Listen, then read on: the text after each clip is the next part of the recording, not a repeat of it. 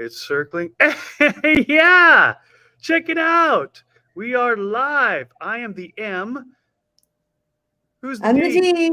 And I'm the A sign. A. Modern day alchemists. And yes, we're just silly nerds, but that's all right because you gotta love us. All right. So I am Joseph Mojo McCarthy here with my indomitable friends, KRISTEN Brown and D. Grant Smith. And what a joy to be back here for episode number 18. Those who have never heard Modern Day Alchemists before, you're in for a treat. And I don't just say that because I'm in the group, because I know that I'm in for a treat. It's going to be an awesome hour or so. So for those that haven't met you before, KRISTEN Brown, would you please introduce yourself and let people know what you are up to? Sure. My name is KRISTEN Brown. I am a self-love mastery and relationship healing author, mentor, and speaker. I just wrote and released my second book, The Recovering People Pleaser. Joseph makes me do this every time, so I'm doing it ahead of time. The Recovering People Pleaser, a spiritual guide to reclaim your true worth and attract the love you deserve, which went to an international #1 bestseller in a matter of hours. Yay! And what I do is basically what this conversation is about is what I do is I help people that are struggling or suffering through their life in some capacity. I help them to break it down because our thoughts are what create our experience in life. So I help them break down the thoughts, the belief systems that they have swirling around in their brain they're literally unconsciously running the show. I call it the train behind the scenes that's running the show and creating the things that we are attracting and drawing to us, whether we are able or not to step into certain arenas in our life because of certain beliefs that are holding us back. So basically, I help people heal their inner world so that they can attract and create a glorious outer world. Yes, you do. I can say from experience that is exactly what you do. All right, D. Grant Smith, please introduce yourself and let people know what are you about. Well, I'm not much for super long introductions. My name is D, or D Grant, whichever, doesn't matter. And I'm the growth farmer. I'm also the wizard of storytelling. And like KRISTEN, we live out the stories that we tell ourselves. And so I help people live out their best story as individuals by planting love inside your heart so that love is what you grow out of your life. And then when it comes down to business, I help people be able to tell their stories better because a lot of people have a hard time explaining themselves, explaining who they are, what they do, the impact that they make, going on really, really long tangents all over the place. And I help people simplify this whole process by getting really creative with the metaphors and syncopations that they use to tell their own story. Right on, right on. And as I said, I'm Joseph Mojo McCarthy. You can see a link here to my very first mastermind course, which I launched about a month ago now on the mastermind platform. There's 7 modules in there that I have pre-recorded, so you can take them at your own pace. I really love and dig into the intersection and the integration of spirituality into everyday living and to leadership. And so you'll find that most of my podcasting and blogging is about that. And if you want to know more about the different things that I do and how to connect with me, you can just go to mojo.studio, which is right there under my name on the screen. So thank you so much for those that have tuned in either live or will be tuning in later on the replay. We are very aware that your time and your attention are extremely valuable. And so it is our intention and it is our purpose here to make sure that you get back from the time and the attention that you expend here more than you give. In fact, we'd like it rather than you spend your time and attention here, you actually invest it so that, as D. Grant said, we're planting seeds here that will bear fruit in your life. And I'm so excited about today's topic. If you haven't heard Modern Day Alchemists before, as I said before, you're in for a treat. And we stole the name, or I borrowed the name from the novel The Alchemist by Paulo Coelho, which I can never pronounce his name all that well. But that book was sent to me by D. Grant about 18 months ago, and he just felt compelled to do that. And as I was reading through it, I realized, hey, I've read this book before, but now I'm reading it from a totally different place in my life, and it's hitting in all the right deep spots and making big differences in the way I see myself and see the world, rewriting my own story, as D. Grant would say, and it's been extremely valuable. So thank you, D. Grant, for that. And My life is better because of these two people right here, and I believe yours will be as well. So thanks for the time you're spending here. Let's just jump right into the topic. Just for those who are wondering, we don't have notes. We didn't plan this out in advance. We are all speaking in the moment from inspiration, whatever comes to us based on the conversation, which not a lot of people would be comfortable doing that, for one thing. So I'm thankful that you two are willing to flow that way. But I think some marvelous things bubble up in these conversations that probably would have been missed if we outlined the whole thing and decided it was going to be bullet point by bullet point. So you are now, as the audience, invited into the flow of the minds and hearts of KRISTEN Brown, Mojo, and D. Grant Smith. So today we're going to talk about, and I like my fun little title there, Release the Pounds. I heard Lois Hampson on the Wisdom app talking about how it dawned on her that belief systems often are BS, belief systems BS, and she made that connection a long time ago. But more recently, it dawned on her that our limiting belief systems have the same abbreviation as pounds or weight, LBS. And she was just talking about how weight slows us down, makes us tired, wears us out, makes us want to give up, as do limiting belief systems. And they both have the same abbreviation. And I love that association. It's just like, oh, that works, that fits. And then I came up with this little blog that I created and said to my friends, release the pounds, release the pounds. It's instead of release the hounds, right? I'm sure you get that. So today we are going to do our best to help each of you and actually help ourselves release the pounds, the limiting belief systems that keep us from really realizing our full potential. So I'm going to start with this, and then we'll just pass it off and see where it goes. I'm embracing this idea, especially lately, that all belief systems are limiting belief systems. And not everybody will agree with this, and that's fine. And this is an idea that I'm toying with. But here's what I'm coming to understand a little bit better. And I take some of this from a talk I heard. Sadhguru, just a brilliant man, was talking about how whenever we draw a conclusion in our mind, it's like shutting the door to any other possibility. And he actually likened it to a partly moving toward death. If we draw enough conclusions, we'll die because we can't grow anymore. We've boxed ourselves in. And I thought, well, that really parallels what I'm learning about limiting belief systems, is that we were actually drawing a conclusion based on our own limited experience and education and perspective. But I think the word belief gets us hung up a lot because belief sounds like it must be true because I believe it. And I've got to tell you how many times in my life what I believed to be true never wasn't. So I change and I morph. Excuse me. So while I clear my throat, I'm going to pass that off and see where this goes. KRISTEN, jump in here. When you think of limiting belief systems or just belief systems in general, let's just kind of set the groundwork for what are we talking about here? Oh my gosh. So I want to share a story about my experience with this, because that was when it really hit home to me. It was so incredibly profound that my beliefs were running my life, that they were running my show, and I didn't know it until I started to question my beliefs. And I came across questioning my beliefs, I think, through the work of Byron Katie, who wrote the book Loving What Is, and I Need to Love You, Is That True? Or something like that. And she has this 4-question turnaround thing where she digs into people where you're suffering. And so wherever that suffering is coming from is to locate the beliefs that are promoting that suffering. So I tend to notice when I'm having limiting beliefs that are running my show, because I will feel it in my body somehow. And it's usually in the form of fear and or anxiety. Either I'm scared to do something or I'm anxious.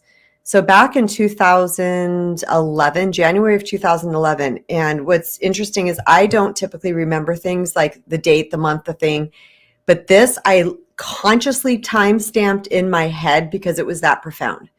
So I'd been running around for like a year, 6 months at least, so incredibly anxious because my life had gone through this huge transitional thing that those who follow me know it's called my tsunami. And I had all these belief systems running in my head. I didn't know that. I just knew that I was anxious. So once I started to learn about limiting or beliefs, hurting us, every single time I got anxious, I would ask myself, what were you just thinking? Like literally, what were you just thinking? and I would isolate the thought that was causing my heart to pound and my anxiety to rise. And I would locate that thought. And then in Byron Katie's thing, she says, ask yourself if that thought is true. Now, a lot of times a thought's going to appear to be true at first. And so I asked myself, is that true? And then I'm pretty good with it, because the second question is, can you absolutely know that it's true? Okay. So I'm usually pretty good. Is that thought true? So can I absolutely know that thought is true? And I'm like, no, I can't know that's true. And then I found substantiating evidence as to why that thought, that first limiting belief that I thought was not true, or I thought was true, really wasn't true. And this was very mind-blowing to me. So then she has us make a turnaround statement of a new belief that is as true or truer, that is more aimed towards the positive. So I would turn that belief around, and then I would no longer allow myself to think of the untrue thought, because it is a lie. And someone who is based on truth, who loves people to be honest, I'm a super honest person, all these things, and was raised to never lie. When I discovered that a lot of these limiting beliefs are actually lies, they're just swirling around in our head, perpetuating over months and days and years and decades, sometimes lifetimes for people, I was like, oh, I'm not going to believe something that's not a lie. So each time that little thought came in, I was like, you're a lie. You can go away. And I quite literally would look at it as if it was a little gremlin, and I would send it away. What I realized is that the thoughts create beliefs, right? Repeated thoughts create beliefs. The beliefs perpetuate our behavior in life. So the first thing that happened was that the thoughts went away. And I will tell you this, remember what I said in the beginning, 6 months to a year of chronic debilitating anxiety, so bad that one day I was driving down the road and my lip curled up like this on its own. And I was like, what is happening? Like, I so anxious. This is the God's honest truth. Within 48 hours, the anxiety was gone. No more heart, pounding heart, all these type of things. And within 2 weeks, that set of belief system had been completely changed into another set.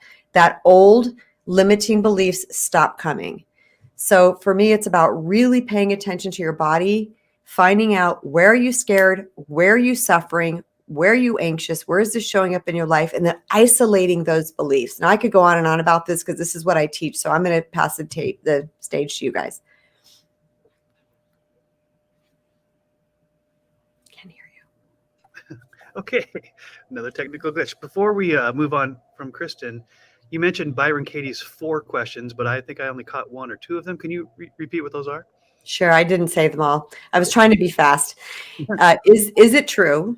Can you absolutely know that it's true? Now I'm forgetting them all. Yeah, I'm forgetting the order of them. I'll look them up while you guys are talking just to make sure. But is it true is the first one. Can you absolutely know it's true? And then there's 2 more after that. And then a turnaround statements. Yeah, and Mr. Crystal 1960 tuned in and put in the chat, labels and boxes are so limiting. I couldn't agree more. You're nailing it right on, because anytime we believe that we understand, or as I like to say, I think one of the most dangerous 2-word phrases in the English language is "I know," because once I've concluded I know, I've shut myself off to every other possibility. All right, D. Grant, I know you got some stuff on your mind. Would you share what's on your heart, brother? Well, I mean, KRISTEN really covered just about everything. Here's the thing. We talk about this all the time. Actually, Joe, I think you were mentioning this last week about how so much of the stuff that we are sharing and showcasing that we've learned from other people are all the same things, just illustrated in different ways.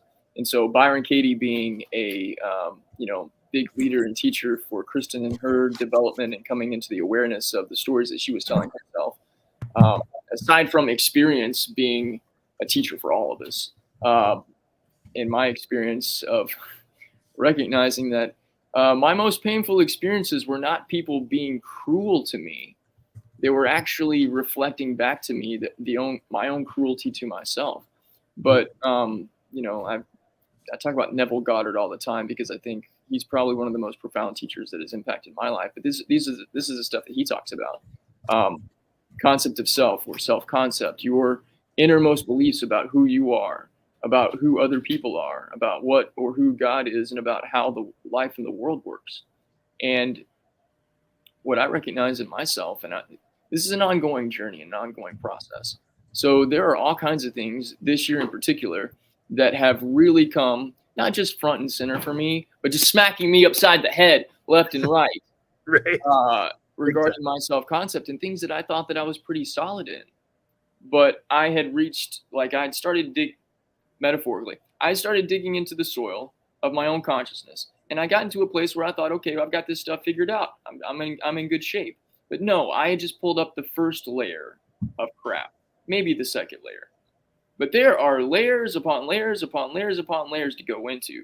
And so, as a bit of just encouragement for all of you guys, as you get to the place where like things start to finally work out, like I can imagine that KRISTEN, she's not dealing with the same anxieties that she was years ago, but there's still elements of, and please correct me if I'm wrong, KRISTEN, there's still areas of your life that you're digging deeper into and finding that, oh, there's still more stuff down here I need to deal with, because this is all a part of the ongoing journey that all of us are on. And so for me, I went through a very, very painful experience about 6 years ago, 2017. At the time, my whole life fell apart. Marriage ended, business shut down. It was nasty for me, and that began my process of recognizing that I didn't know what love is. That was the cause of all of my pain. I didn't know what it was, and I didn't know how to give it to myself. I was seeking after it. I was trying to prove myself. I was trying to make other people accept me so that then I would accept myself. And that's the opposite of the way that it actually works. And that was the story that I was living. Well, this year, I've come full circle back around again and recognized that, okay, I know what love is. And I've been giving myself love in some ways, but not all of the ways. Some of those old patterns and those old systems from the past, I was still doing that stuff and not aware of it. And so this has been a come full circle. Let's see if you can go around this circle again, having learned the lessons from the past and not repeat it a second time.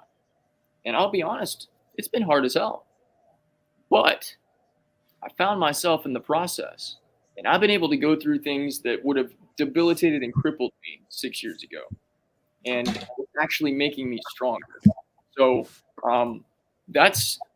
I'm living out right now. I'm living out the story of the life that I want to live. There's a great guy that I read he wrote this book in 1919 called Creative Mind and Success. And he teaches a lot of the same things that all these other guys teach. But he has this one phrase that I think I want to get tattooed on my arm somewhere just to really solidify it. He says, see only what you want to see. Look at nothing else. And I think when it comes to us living out the story that we want to live, so much of our old story can come back and keep showing itself over and over again in our minds, especially when it involves other people. Oh, remember when they did this? Oh, they used to do this. Oh, they don't do that stuff anymore. And it's like, well, if I keep entertaining that and thinking about it, I'm entertaining the old story and I'm perpetuating that stuff out even more. And I don't want to do that. And I've got a couple little internal Jiminy Crickets that come to me and say, see only what you want to see, look at nothing else. And it's a discipline. And so the discipline is having the creative mindset of being able to imagine the life that I want to live and having the inner conversations that I want to be having externally, but having them inside me. And only those conversations, when the old story comes back, I'm like, yeah, I see it, but I don't care. I'm not in that story anymore. And getting into this regular practice of doing that is part of how we shed and release the pounds. Absolutely. So well put. Really good. I was listening to a podcast this morning. Go Yes, ahead. KRISTEN, go ahead. Well, Kelly just asked a question while Dee was up. I thought he could address it. Kelly said, Dee, did you ever think you weren't going to get back up? Oh, yeah. What KRISTEN said a little while ago about feeling into our bodies, as a man, and I think as people, we're not taught how to do this stuff. But you women, y'all have you have wounds, and you have this ability to be able to feel into your bodies and know yourselves on that level. But guys, we're not taught this stuff. And so thankfully, a mutual friend of all of ours, Angelina Frost, has been showing me how to do this stuff. And I've been able to go into my body and feel the energies of stuff that some of it was mine, some of it probably came from my ancestry, DNA, genetics, or whatever, and I inherited it, but I didn't ask for it. But just sitting with that energy and not like judging it, not trying to figure it out, but just loving it, and then asking God that lives within me, hey, I don't know how to deal with this stuff, but you take care of it. Like, part of what you are experiencing right now and hearing my voice sounds different than it did a month ago. It does. I agree. Okay? That's what this process is. Yep. So it's my observation on that, D. It's not just the voice. You have this whiskey honey voice, as we know, which is beautiful and so easily to listen to. Whiskey honey badger now, right? But it's not just the voice, but it's that energetic intention behind your voice. It's like, if you're perceptive at all, you can hear D. Grant is coming from a different space, a different place from the inside. And you can imagine a cave. If the cave's bigger or smaller, it creates a different resonance within the tone. You can be the same voice. You speak into a small cave, or you speak into a Kleenex box and the voice disappears. You speak into a cave or a canyon, and echoes, same voice, but it's coming from a different place, right? You're expanding on the inside. And I'm just making this up right now. You're expanding on the inside, so it's amplifying the voice, the intention behind the voice. Not making it louder, making it more gravitas, more rich, more grounded. That's my opinion there. Thank you. I wanted to throw in here, I listened to this, and this is, one of the divine synchronicities that happened in my life. I just put on a podcast this morning while I'm doing dishes, as I often do. And it was Simon Sinek's podcast, A Bit of Optimism. He interviews some fascinating people. And today, this morning, when we've already scheduled, we're going to talk about limiting belief systems, he's interviewing this guy named Arthur Brooks, who's a Harvard professor or some major MBA school, maybe Wharton, I forget. But he's a really deep thinker, and he's been studying happiness forever. He's like the guru of happiness. He's written books on it. And he's come to some really fascinating conclusions. And this podcast was just really synchronous with what we're going to talk about here. But to go back to a little bit to what D. Grant was talking about, Arthur Brooks was saying, many of us think that if we get to a certain plateau, or if we reach this ideal, and then we can just rest, that's what happiness looks like. Come to find out, all these studies, the science is showing, and the long-term studies are showing, that isn't actually happiness. That's actually, people become discontent when they are no longer growing and stretching and suffering and trying to find something more, because the happiness is actually in the pursuit. That's why it's called the pursuit of happiness, not the attainment of happiness. So we have the right in our country for life, liberty, and the pursuit of happiness.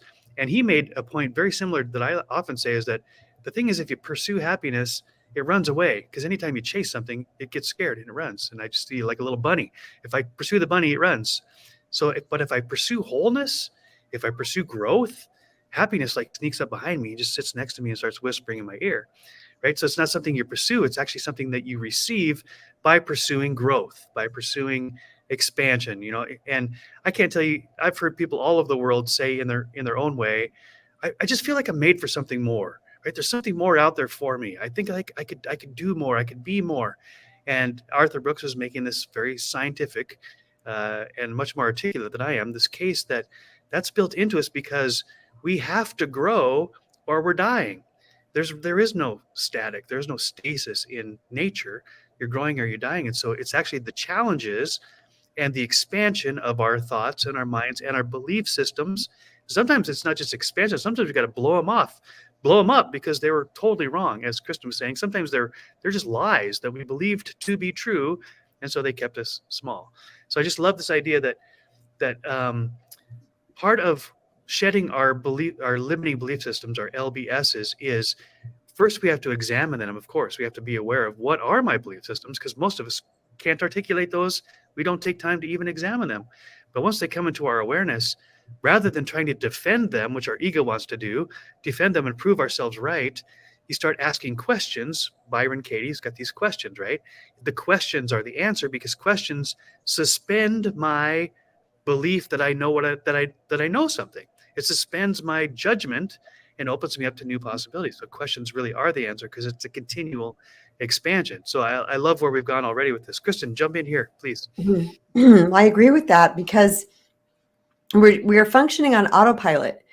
And just the awareness that we're functioning on autopilot right there, that has a propensity to change our life, because we don't realize we're functioning on autopilot until we start to really look at it. It's like, wow, I do respond the same way to the same things.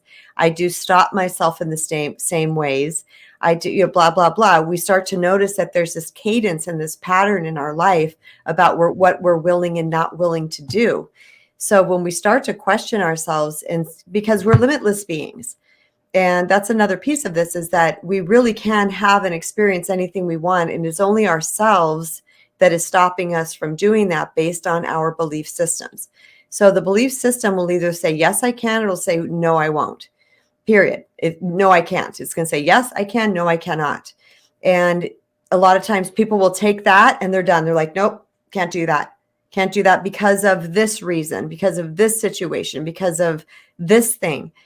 And being someone who's been questioning my beliefs now for over 12 years, it's, I just have to say, when someone starts with those definitive things to me, I have to really hold myself down because I'm not in a coaching situation, but I'm like, is that really true? And they're like, well, yes. And here's why. Some people may start to morph and open up to the idea that there's something else, that there's something different, that there is an alternate perspective that they can have. But some people are just no.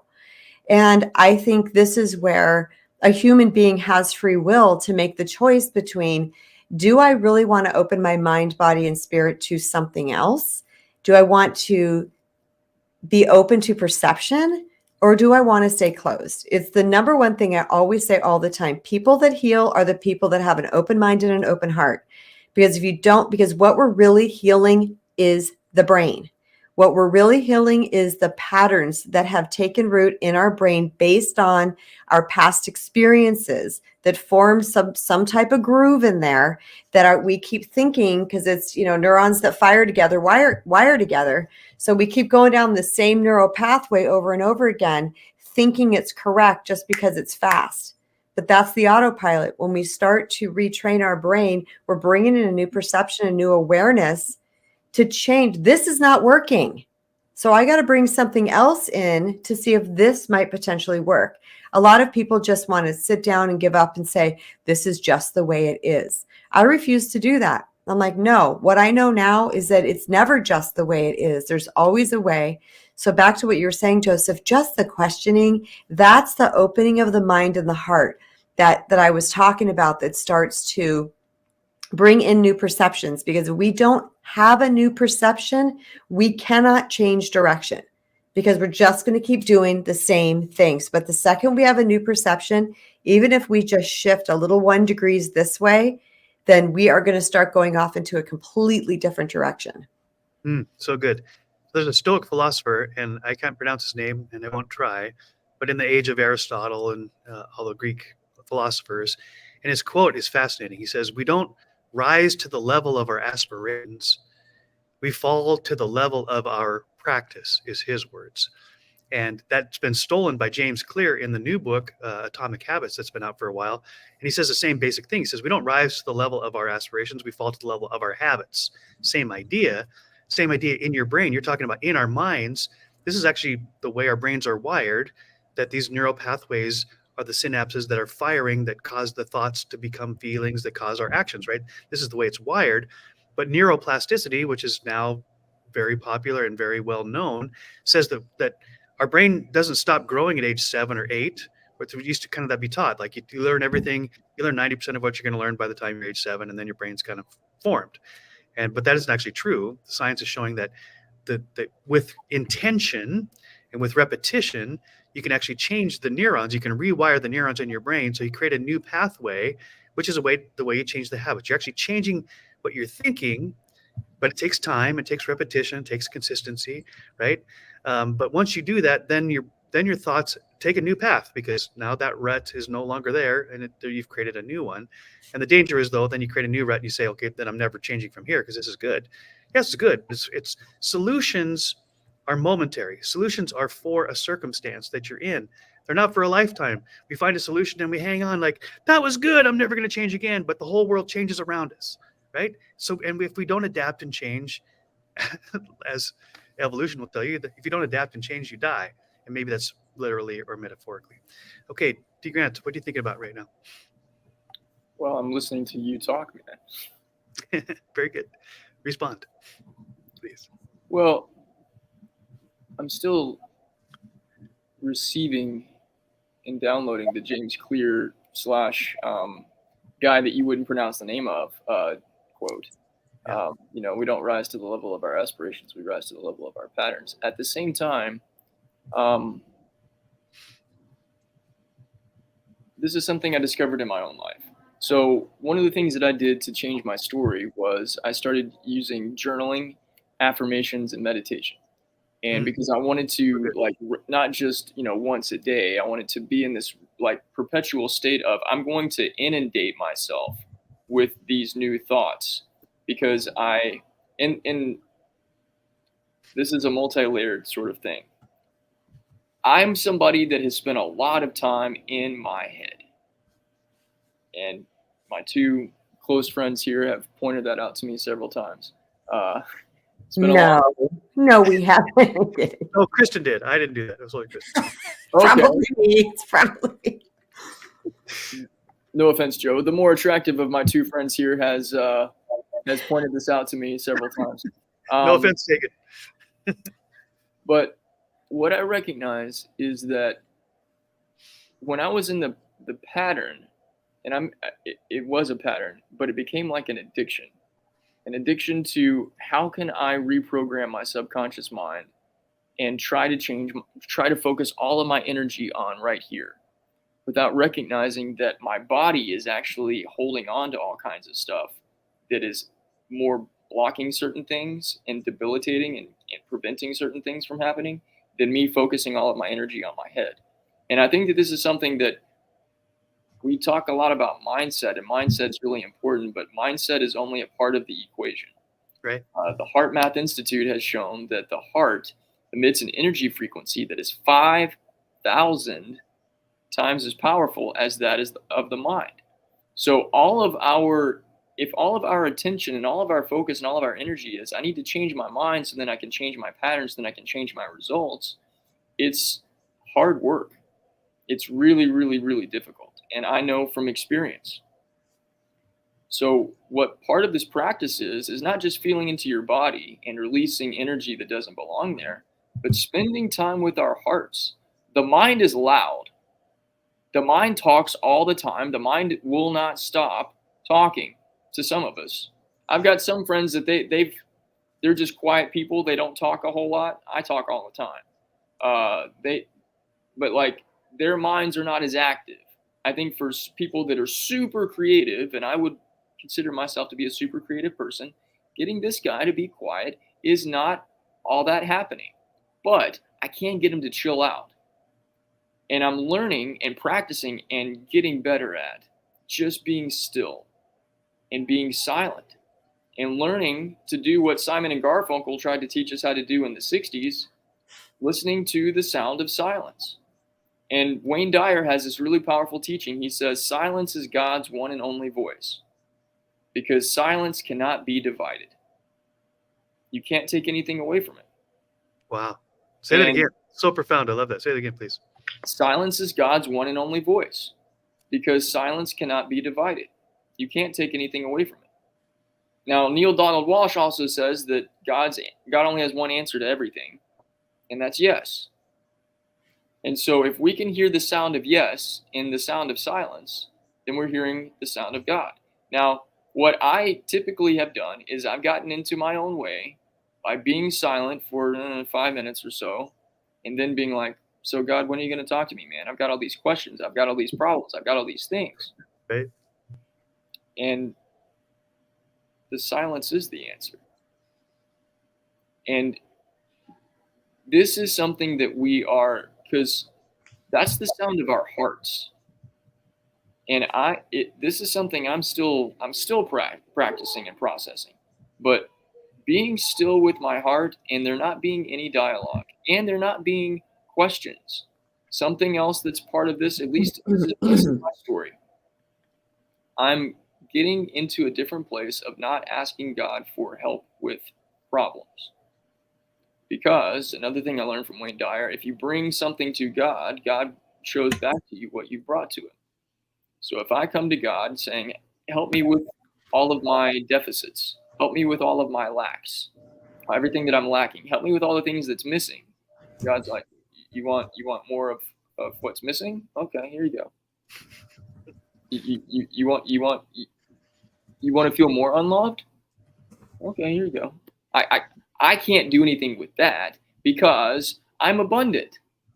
I'm love. If you come to me with abundance, asking me to experience more abundance, I can help you out with that. Sure, no problem. I'm not going to communicate it up here. You're going to feel it in here. That's why when we do meditation, all meditation, for the most part, is every guided meditation. What do they say? Take a deep breath in, hold it at the top, breathe out. Now feel into your body. Imagine a light shining from someplace. It comes into your feet. It comes into your heart. You're going to breathe into. You're feeling into your body, and you feel things in your body. Meditation doesn't say, okay, guys, I want you to put all of your focus right now on your mind. We're going to have a bunch of thoughts now. Get ready for the thoughts. That's what everything's about. No, you get into your body. You calm your body down. You balance your nervous system. And then whatever words come in, you're able to receive that. And so all of that to say, so much of this stuff is, yes, developing new habits, but not developing new addictions in the process. And recognizing that this is a very holistic experience, and we've got to be holistic about it. Right.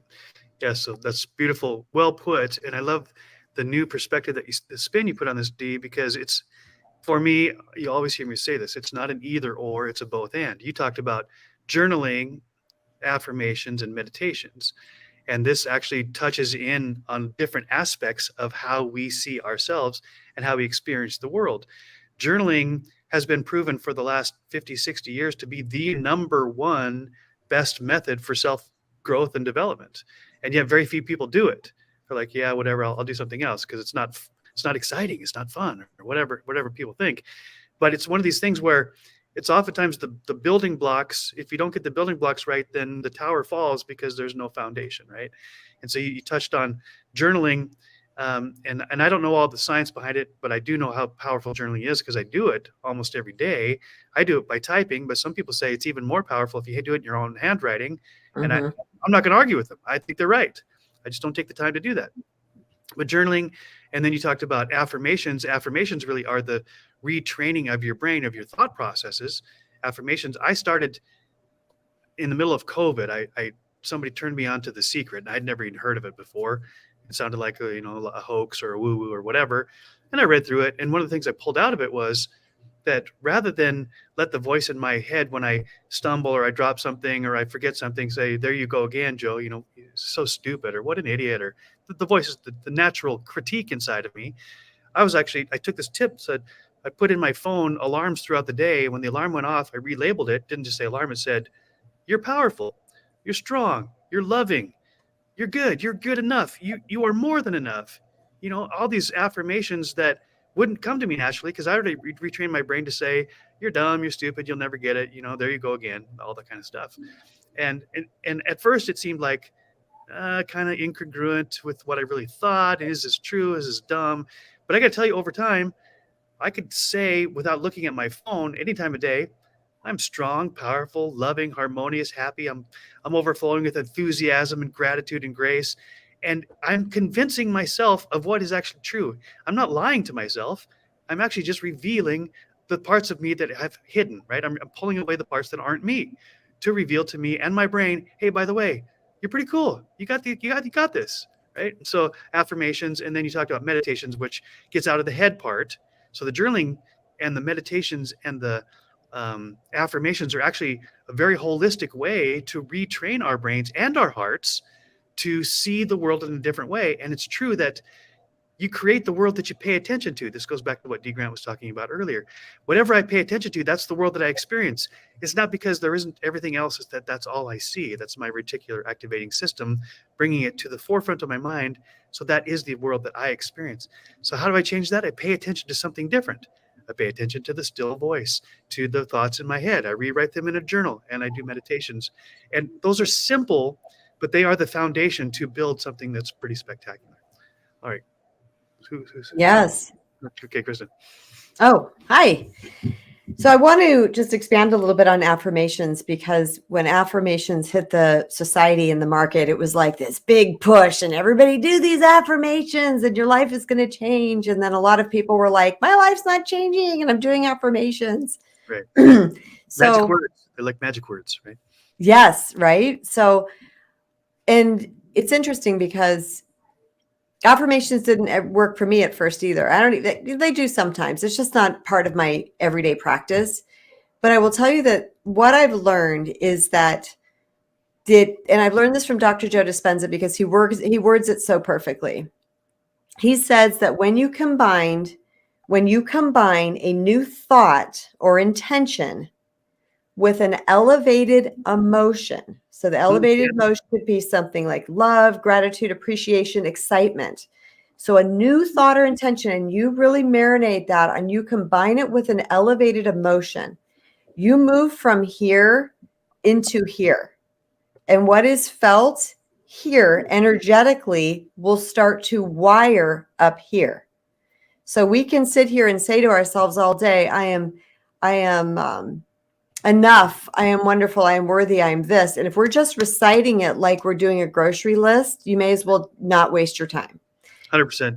But if you, right? But if you sit in it in the morning and you think, I am worthy, I am a child of God, I'm kind, I'm amazing, and you really like feel into it, you're going to notice yourself shifting in a way, and I want to get to that real quickly, in a way that you've never shifted before.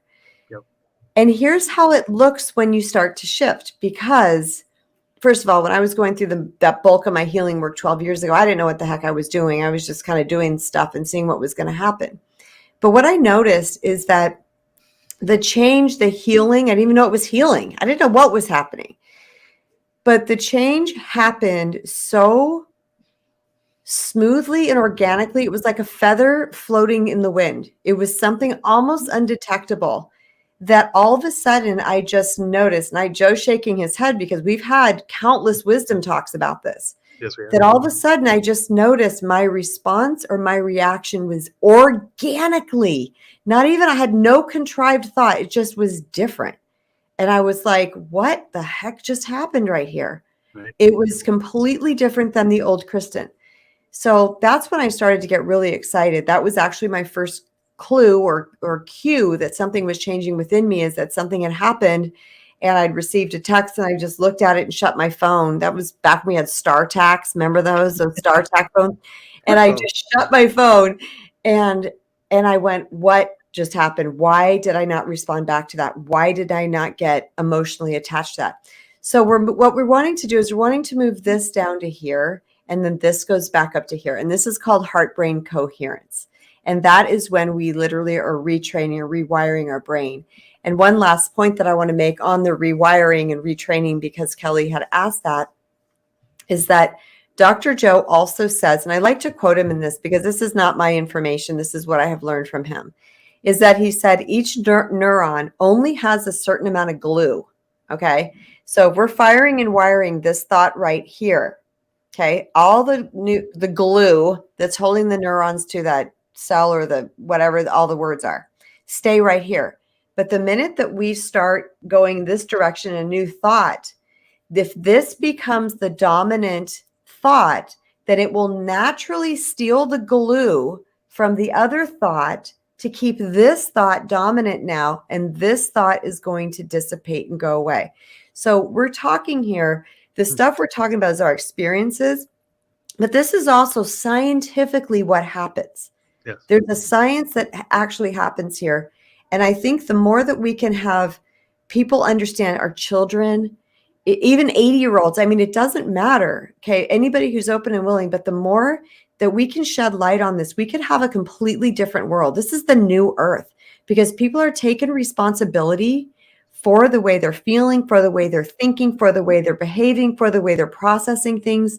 When I am in a situation, let's say I'm in an argument with someone or a disgruntlement with someone and I don't like it, immediately we want to blame. I'm now in the habit after 12 years of this that I go, what is it that I'm believing to be true? What new information can I bring in so that I can bring a shift in perspective to this thing? Because obviously I'm part of this equation. So me still doing the same thing, this person's still doing the same thing. Their 5 plus my 7 equals 12. And we're going to keep getting the same result. But I know that I can shift my 7. 5 or 7 isn't better than the other. It's just numbers I'm using. But I can shift my 7 to something greater that's going to give us a different result. I'll just pause there. It's really, really good. Really, really good. Man, we're covering a lot of great stuff here. And as you can tell, many of us come from different teachers. But as D. Grant pointed out, the teachers bring us often back to the same point. And that is that we have the extraordinary power of changing our world. And many of us give that power away. And the truth is, if we don't claim the power, and I think this is something that Maston Kipp talks about in the book, Claim Your Power.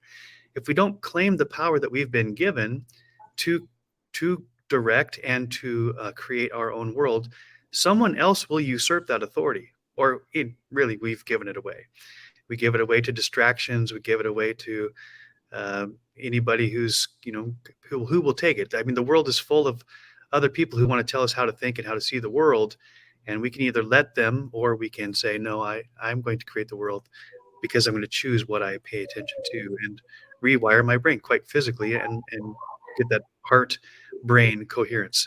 It's fascinating. D. Grant, what's on your mind right now? Well, I was going to mute my mic because my space, I think, got a little bit loud. I don't know if it's fine. There's just a little bit of noise, but it's not distracting. Okay. Well, what KRISTEN was just sharing is also another part of something that you and I, and actually all three of us have talked about several times, Ho'oponopono, and recognizing that, whatever's going, the world is a mirror. And this has been revolutionary, groundbreaking for me in taking personal responsibility, because there's been a lot of judgment in my family, just as a way of living. Like somebody does anything and just targeting, they do this, da, da, da, da, da. And reading Dr. Hulin's story and Joe Vitale and then reading Neville and saying, consciousness creates reality. What you're experiencing is a reflection. You can't be mad at the mirror for showing you what's inside of you. And recognizing that all this stuff, there's a story going on inside of me that I'm not aware of. So God, either make me aware of it, or why don't you take your holy magic eraser and erase the crap out of that thing and rewrite it with something else. And so I learned this revised version of Ho'oponopono, which does the same thing. I'm sorry, please forgive me. And in the middle of the I'm sorry, please forgive me, it's for whatever's going on inside of me that I can't see, that is being reflected back in this experience. Clean it out of my conscious and subconscious mind, my nervous system, my body, my heart, my guts, my energy centers, my DNA, my ancestry, my genetics, any energetic cord I've got, it's covering all the bases, and replace it with whatever the opposite of that thing is. So if it's poverty consciousness, replace it with divine abundance. If it's I'm feeling rejected and ignored and not prioritized, replace it with I am prioritized and loved and cherished and chosen. And this is now my story, and this is now my consciousness. Thank you, I love you. And what this does is God does the invisible work under the soil. And one of the things I think on this note, and me just mentioning that little phrase right there, God does the invisible work under the soil. It's our job to plant the seeds, and it's our job to water the seeds and continue to water the seeds. It's God's job to do the invisible work under the soil. And I don't know about you guys, in my life, especially this year, God's doing a lot of invisible work under the soil. I can't see it. And this is where trust and faith and patience comes into play.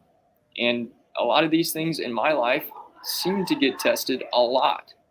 And when I start to get frustrated, I'm like, dude, I've been doing this stuff for months. When are things going to change? And you know what the response is? You gonna trust me, dude? Right. Always. Yep. So good, D. Grant. You know, I think that the word faith gets a little confusing to some. It's the way they define it in their mind. But I think trust is a beautiful way to describe it, because I think we can all wrap our minds around trust without all the religious baggage. And really, that's what it is. In fact, I heard this great illustration, and I shared it just recently, and that is that back in the 1920s, there was a famous tightrope walker whose name was Blondin. He's from Europe, and he would come over once a year to the United States and string an 1,100-foot tightrope across Niagara Falls. He'd draw a huge crowd, of course. You can't even do that these days because they won't let you do it. But so he's tightrope walking across Niagara Falls, first with the big long pole, then without the pole, and then he'd lie down in the middle of the tightrope, and he'd get back up. The crowd's going wild. Wow, he's so awesome. So he'd come back. Apparently, as the story goes, and this may be a myth, but the point is the same. As the story goes, he came to the crowd on the one end of the tightrope, and he said, "Who believes that I can walk across this tightrope with a wheelbarrow?" And the crowd goes, "Yeah, we believe." And so he puts the wheelbarrow on the tightrope, and he walks it across, and he walks it back, and they all cheered. "Who believes I can put a mannequin in this wheelbarrow and I can take it across Niagara Falls and back?" And the crowd goes, "We believe." They cheered, and he takes it across Niagara Falls and he brings it back. And then he says, "Who believes I could put a human being in this wheelbarrow, a live human being, and I can take it across Niagara Falls and bring it back?" And they go, "We believe." And he says, "And who volunteers?" The crowd goes silent, right? That's the demarcation line between believe and trust. Right? That's a demarcation between belief and faith. And I just want to substitute trust for faith, because faith can get so convoluted. But this is the point where we take an action, right? It's not just we say we believe something, we think we believe something, we agree with somebody else that believes, and we raise our hands. Yeah, we believe. And God says, "You want to get in the wheelbarrow?" No, let them do it, right? I'm not doing that. Because we don't really believe. We just say those words. But until we're willing to get in the metaphorical wheelbarrow and get out there where it's risky, it's scary, and there better be somebody holding on to the handlebars of this wheelbarrow that knows what they're doing, because I don't know what I'm doing. I'm in the wheelbarrow. I'm not the tightrope walker sometimes. And sometimes I am the tightrope walker, and I'm trying to help somebody else get across. But all that to say, that the metaphor holds in this whole conversation is that our belief systems are so finicky. They're so frail at times, but they're very compelling, right? We think they're true. We think they're strong. We need to defend them, and I believe it, so it must be true. And if you don't believe it, you're an enemy. Well, that's crap. That's not good for us or them, right? The only thing we really believe is the stuff that we're going to act upon, and sometimes that's a step of faith, right? Not a leap, not a fly, not a hop. It's just a step of faith, and we take that step, and then we look around like, am I going the right direction? And if not, turn around. But you got to step. If you don't take the action, you don't really believe it. So if we're going to shed our LBSs, if we're going to release our pounds, our limiting belief systems, then you got to take the action. Affirmations, journaling, and meditations are a great first step. And they're not scary. It's not like you're hanging over the Niagara Falls. But these little steps lead you in the direction of your desires, right? Success, I say, is a sustained series of small, simple steps in the direction of your desires. It's not quantum leaps, people. It is small, simple steps. And sometimes God surprises you, and suddenly you realize it was a quantum leap, but you weren't even taking it. It's like you took one step and you ended up in another country, metaphorically, or whatever. So I'm sorry, I'm going to pause there. I've only got a few minutes left here, so I would love each of you to kind of give us a final thought about limiting belief systems, word of encouragement to our folks. So let's go work backwards this way. D. Grant, you first.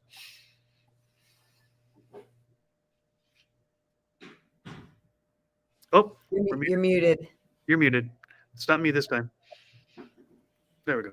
Yeah. Okay. So release the pounds.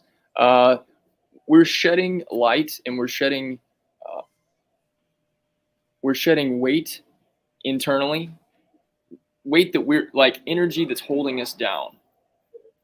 And when we release this stuff, when we shift, it's not just our mindset, but when we shift our energy, and really that's the thing that I've been learning a whole lot about. Like Joe, you talking about there being a different energy that you experience when you talk to me now, and it has been releasing a lot of stuff. And this is a practice and a process, and it's not very comfortable. So one of the things that inner work, it's kind of like inner work in a coal mine or something along those lines. Like you're down in the pits and you're doing the stuff. And what I'm learning is that this is what real commitment means. I felt like I'm a very committed person and have been for most of my life, but I was committed to other people to try to like be worthy enough. I don't have to prove anything to anybody else, and I really don't even have to prove anything to myself. But of all the people to be committed to, of all the people to do the inner work and get into the muck, it's with me, and it's with you for you in your own journey. And as you do that, you will find that your mind changes without you having to try to change your mind. You will find that you feel lighter. When in the Bible, Joe, I'd love for you to talk about this at some point, when Jesus said, "My yoke is easy and my burden is light." When that Christ consciousness is the one that's operating the show, it's not weighed down by stress and strain and worry and problems and anxieties, because problems don't exist in God's world. And letting go of all of the stuff that we have been carrying for the longest time is releasing the pounds and the stuff. Our beliefs have an energetic frequency. It's in our bodies. It's not just in our minds. And so that's why this is a holistic process. And embracing the holistic process is how we release the pounds, shed the weight, and we aren't being stuck in the same crap anymore. Good. So good. Kristen, I'm going to have you say something as well, but I just wanted to just tag right onto what D. Grant was saying here. So the word weight, you can spell it two different ways. W-E-I-G-H-T, we're talking about shedding the pounds. We've also talked about meditation, journaling, and affirmations. And waiting is also spelled W-A-I-T. And sometimes to shed the weight, you got to wait, right? It takes time, energy, effort, intention. And we're in a microwave society where we want it now. No, God, give me patience and give it to me right now, right? It's ridiculous. But what's happening in us, the growth and the change, it takes time and takes patience and perseverance and commitment, as D. Grant just said. So sometimes to shed the weight, you have to wait. And waiting isn't always just sitting still. Waiting is also like being a waiter or a waitress.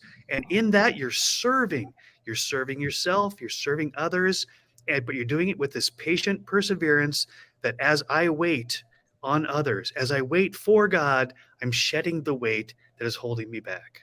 All right. I'll pass it off to Kristen. Beautiful. Thank you, Joseph. I was asking myself, what is the one thing that I could just leave people with? And what came to me was many times people are just afraid to start anything for fear, because they're stepping into the unknown. I would like to offer this to anybody that's watching this now or on the replay, that anytime that you are doing something that is for your highest self, even though it is breaking a pattern or a habit and it feels unknown to you, it will serve you always in your highest good. So I wrote down the first micro, mini, baby, tiny step that you can take is the itty bitty, is be willing to change your mind. Just be willing to change your mind. Be willing to believe that there is another perception that we could have, that we don't have it all figured out. We're one teeny, I always call us teeny tiny baby humans. And I say it in my book too. That's what I call us. We're teeny tiny baby humans compared to this quantum field of love and God and appreciation and all these things out there. We're one little brain, and the only thing that's in this brain is what we have literally learned, which is wired into our brain. So there's so much more to know. So I told myself I'm willing to learn. I'm willing to take on a different perception. And for me, that's not scary because it's just a perception. I'm not having to do anything, nor everyone do you need to involve anybody in this process. This is so personal that no one even needs to know what you're doing within your own head. It's within you. So you don't have to worry about judgment. You don't have to worry about anything because just inside you are deciding to do stuff differently. So the first thing is be willing to change your mind. The second thing is anytime, and I briefly touched on this earlier, I'm in a situation that I don't like the way it's going. I'm getting the same results over and over and over again. I got a prayer from A Course in Miracles that is, this is the prayer, Holy Spirit, help me perceive this situation correctly. Now, people have tried to change the correctly. They're like, no, not correctly. Okay, I say correctly because I'm talking about through the eyes of God where everything is of love. So that is the correct vision, is through the eyes of God and through love. Anytime I have said, Holy Spirit, help me, and I use the word Holy Spirit because I'm not a religious person, but that's what A Course in Miracles used, and I was comfortable with it. You can say tree. I don't care what you believe. But I said, Holy Spirit, help me perceive this situation correctly. And then I let go. And somehow I will get a new perception because when we say we are willing, we are actually inviting in the super universe to come in and to help us on our path. So just me asking that question is opening up doors that would have not been open because every time that I get quiet, the perception that comes in, I can guarantee you it was not what I was believing was the perception. But it had a resonance to it. It had something to it that felt good.